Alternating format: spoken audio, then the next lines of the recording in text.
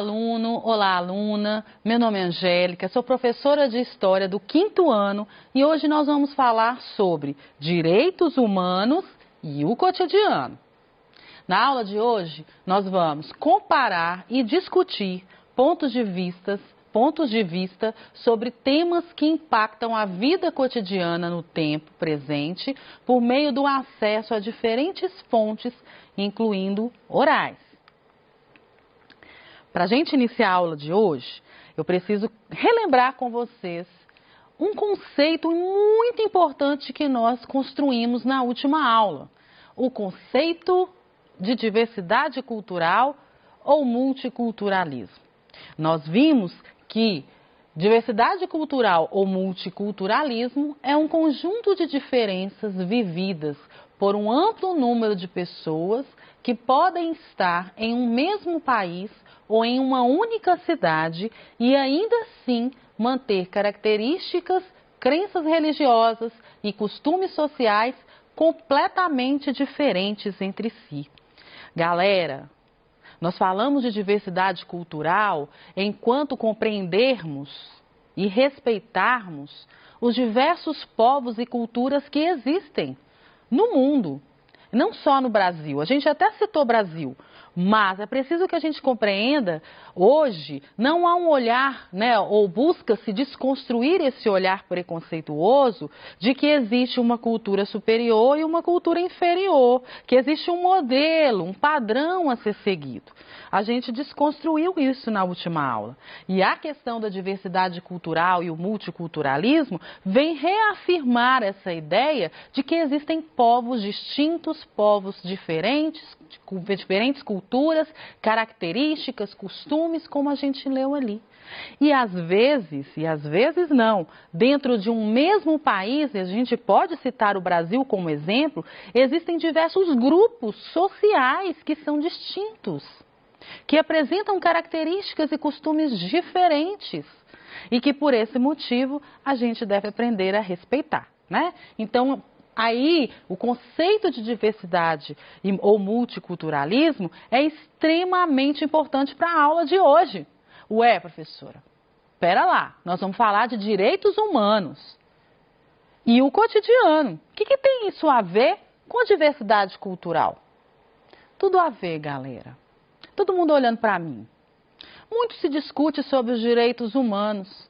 Mas os direitos humanos, os princípios que compõem os direitos humanos, eles são essenciais para que a gente possa buscar a viver, a conviver com as diferenças. Os princípios dos direitos humanos, eles foram criados e seu maior objetivo na atualidade é proteger essa diversidade. Estamos entendidos? E a partir dessa mensagem, nós vamos construir a nossa aula de hoje, percebendo em que momento, em que contexto foram criados esses direitos humanos, pensando hoje numa sociedade diversa, num mundo múltiplo, e pensar no Brasil, focar o nosso olhar no nosso lugar, procurar compreender, será que o Brasil, ele tem respeitado os direitos humanos? São perguntas que a gente vai buscar responder aqui hoje. E a partir dessa reflexão, dessa aula do 5º ano, nós vamos buscar sair daqui compreendendo que vivemos num mundo diverso, que existem princípios chamados de direitos humanos, que estão numa declaração que a gente chama de Declaração Universal dos Direitos Humanos, e que a gente precisa aprender a respeitá-los. Tá claro? Vamos lá então? O que são e quando foram criados os direitos humanos? Bem, nós tivemos 2 eventos muito tristes dentro da história da humanidade. Nós temos aí 2 guerras, a Primeira e a Segunda Guerra Mundial. Uma vai acontecer no período de 1914 a 1918 e a outra vai acontecer de 1939 a 1945.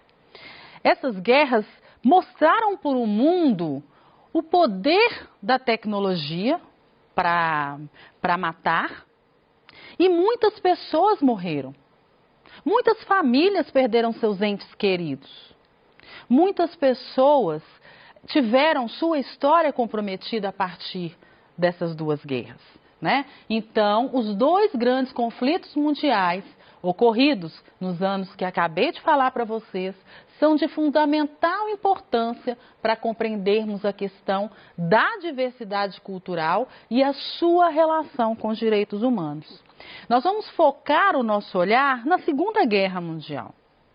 Na Segunda Guerra Mundial, nós vamos ter uma perseguição muito grande a grupos étnicos distintos, diferentes, que foram classificados, como nós já falamos aqui, como inferiores, né? E a partir desse olhar de inferioridade, superioridade, nós escrevemos uma página triste da nossa história. Porque matamos em nome de uma superioridade de determinados grupos sociais ou étnicos. Estamos entendidos? Todo mundo comigo? Nós vamos falando coisa séria hoje, hein, galera? Todo mundo prestando atenção em mim. E vocês vão reproduzir isso. Ó, aprendi isso lá na aula de história hoje.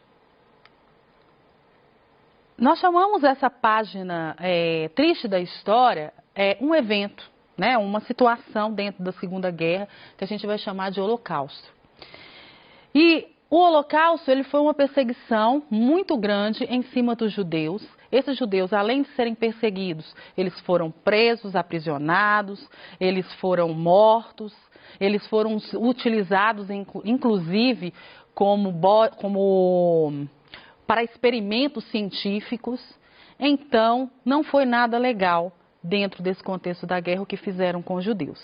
Além dos judeus, nós temos aí ciganos e negros sendo perseguidos a partir da mesma situação, por serem considerados inferiores. Eu trouxe para vocês, para que vocês sintam um pouquinho do que eu estou falando, de um relato de um sobrevivente dessa Segunda Guerra Mundial, judeu, que diz o seguinte: todas as manhãs, ao tomar banho, vejo o meu braço com tatuagens do número de prisioneira que fazem parte de mim. São partes de mim, tal como o meu nariz. Não consigo esquecer esse número.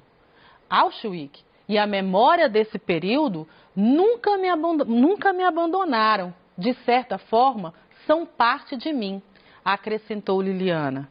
Então, galera, imagina isso. Ela foi perseguida, ela foi torturada, ela não morreu, mas está carregando a marca dessa passagem triste da história com ela para o resto da vida. Pensando nisso, inclusive até indico a vocês que assistam O Menino do Pijama Listrado, que é um filme que vai tratar desse ambiente e dessa situação que nós estamos tratando aqui agora. Pensando nisso, no final da Segunda Guerra Mundial foi criada uma organização chamada de Organização das Nações Unidas, a famosa ONU. Essa organização, ela foi criada justamente para evitar que outra guerra acontecesse. Os homens, mulheres, crianças, jovens, idosos estavam cansados dessas guerras. Então, o objetivo da ONU era, tem alguma divergência entre os países? Vamos buscar resolver essas questões por meio do diálogo? Então, foi criada a ONU em 1948. Em seguida, a ONU adota a Declaração Universal dos Direitos Humanos em 1949, visando garantir o respeito à diversidade cultural em todo o mundo. E isso é muito legal. Isso aqui vem começar a desconstruir e reparar esse erro, esse equívoco histórico de acreditarmos que existe uma cultura boa, uma cultura ruim, ou povos que estão em condição de superioridade e outros de inferioridade. É essa relação que eu trago para vocês entre direitos humanos e diversidade cultural. Aqui nós temos a imagem, né, o símbolo da ONU, para que quando vocês estiverem em contato, vocês vão lembrar dessa aula, né? A maldição da professora Angélica, vai lembrar de mim aí. E direitos humanos, né? As mãozinhas levantadas ali, e com cores diferentes, vão mostrar para a gente que precisamos viver, aprender a conviver com as pessoas de diferentes características, de diferentes lugares, né? Aqui eu trago para vocês uma imagem também de uma das pessoas que participaram da criação dessa Declaração Universal dos Direitos Humanos, que é Eleanor Roosevelt. E ela está ali segurando, né, um jornal das Nações Unidas, onde está inscrito ali os princípios dessa declaração. E é bom a gente falar sobre isso. Todo mundo focando agora em mim. Direitos humanos, Declaração Universal dos Direitos Humanos, nós estamos falando, galera, de princípios. Inclusive, a Eleanor foi uma das que defenderam que não fosse uma lei. Todos os países têm que seguir essa lei, esses artigos que estão aqui. Não é bem assim. Não é engessado, não é obrigatório que se siga. São princípios que quer dizer o seguinte, que os países tinham a oportunidade de acrescentar às suas leis, às suas constituições, esses princípios dos direitos humanos. Estamos entendidos até aqui? Todo mundo comigo? E aí, duas questões importantes dentro da Declaração dos Direitos Humanos, que a gente não pode esquecer e até para a gente entender também. É essa questão do universalismo e do multiculturalismo. Olha lá, o universalismo. A condição humana pressupõe uma forma de dignidade que deve ser garantida a todo e qualquer custo. Essa dignidade da pessoa é representada por padrões mínimos de respeito entre os indivíduos, devendo ser garantidos entre as nações que aderirem aos tratados internacionais. Olha só que bacana, é para todas as pessoas. Ah, fulano é amarelo, o outro é preto, o outro é azul. É para todas as pessoas. Todos têm direito a essa dignidade. E a gente vai acompanhar esse processo a partir do momento que a gente for ter contato aqui com os artigos, né, que fazem parte desse documento. E o multiculturalismo? O multiculturalismo vem para poder demonstrar que o mundo é múltiplo. O próprio nome já está dizendo e a gente discutiu isso aqui. Temos que preservar essas diferenças. Temos que aprender a conviver com elas e respeitá-las. O Estado tem um papel importante aqui. O Estado é aquele que vai conduzir a sociedade de modo que a sociedade se respeitem mutuamente. O Estado tem um papel de extrema importância, pois é ele quem garante as políticas que visam a proteção e ao reconhecimento de grupos que se encontram excluídos e vulneráveis em relação ao restante da sociedade. O Estado tem a função de proteger aqueles que estão em situação de exclusão e não de excluir mais, né, gente? Então, vale aí a dica. O Estado ele tem essa função de proteger e está, né, relacionado, linkado diretamente com essa Declaração Universal dos Direitos Humanos. Todo mundo comigo até aqui? Olha lá, hein? Quero ver ninguém desgrudando o olho dessa tela aí. Quais são os princípios expressos, então? A gente tem falado aqui, né? Professora, mas quais são esses princípios, então? Quais são os princípios expressos na Declaração Universal dos Direitos Humanos? São vários. E não dá para eu ficar aqui expondo todos eles. Mas nós vamos agora, né? Eu vou falar de alguns só para vocês terem aí uma pista do que realmente nós estamos tratando. E até porque prometi a vocês, nós vamos dar uma olhada para dentro do nosso lugar, dentro do Brasil, e ver se realmente a gente tem respeitado esses princípios. Como, por exemplo, todos nós nascemos livres e iguais. Não podemos discriminar. Direito à vida. Olha isso. Nenhuma escravatura, nenhuma tortura. O direito à privacidade, liberdade para se mover, liberdade de pensamento, liberdade de expressão. Eu posso ter um pensamento e poder expor esse meu pensamento sem sofrer nenhuma represália. Ou seja, eu tenho que concordar com o outro tem que concordar comigo. Eu tenho que aprender a conviver com o outro. Mas eu posso pensar diferente do outro. E dentre outros mais, né? Direito à educação, para vocês aí que aposto que vocês vão gravar só o 24, né? Direito à diversão, tem que ter também. Mas nós temos outros vários direitos que precisam ser avaliados. Vamos agora para a parte triste, né? Vamos procurar agora verificar as situações cotidianas em que os princípios dos direitos humanos não foram respeitados ou não estão sendo respeitados no Brasil. Um deles, direito à vida. No artigo 3º, todo indivíduo tem direito à vida, à liberdade e à segurança pessoal. Isso é o artigo 3º lá da Declaração Universal dos Direitos Humanos.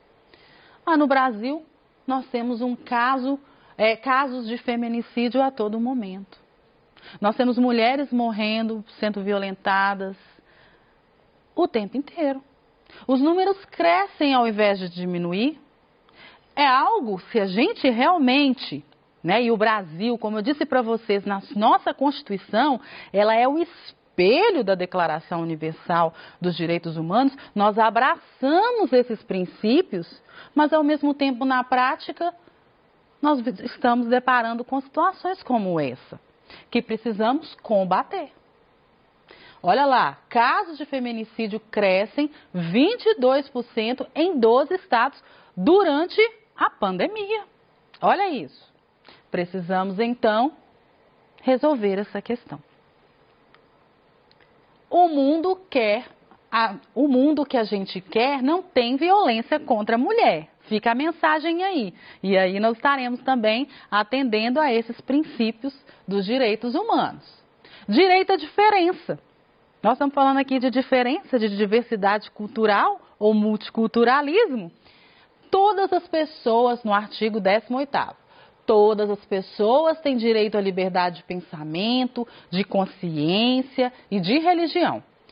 Este direito implica a liberdade de mudar de religião ou de credo, assim como a liberdade de manifestar a sua religião ou credo, sozinho ou em comunidade com outros, quer em público ou em privado, através do ensino, prática, culto e rituais. Então, nós temos essa liberdade de escolher a religião ou credo que a gente gostaria de seguir. De acordo com a nossa Constituição, olha só que bacana, de acordo com a nossa Constituição, no seu artigo 5º, diz o seguinte: todos são iguais perante a lei, sem distinção de qualquer natureza, garantindo-se aos brasileiros e aos estrangeiros residentes no país a inviolabilidade do direito à vida, à liberdade, à igualdade, à segurança e à propriedade.